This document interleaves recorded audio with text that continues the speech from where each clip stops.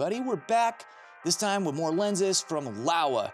This time it is the Shift Cine wide angle prime. So we've got a 20mm t4.1 and a 15mm t4.8.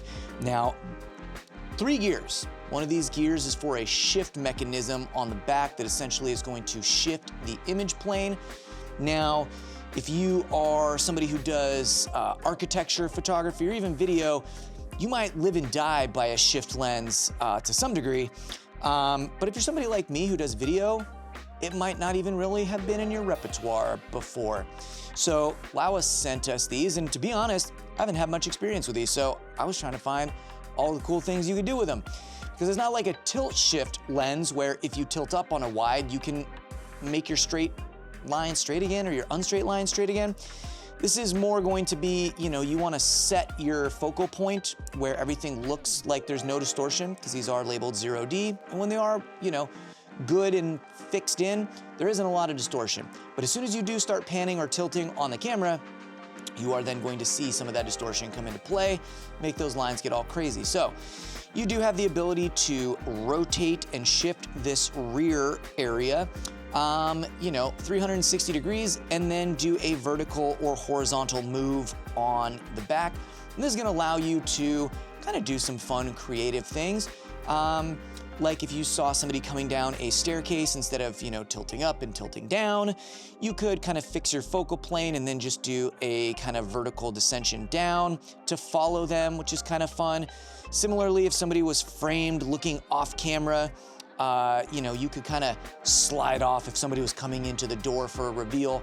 There's some fun, creative things that you can do with these for video that, hell, if you don't have that as an option, then you can't do it. So I think that's a pretty fun thing.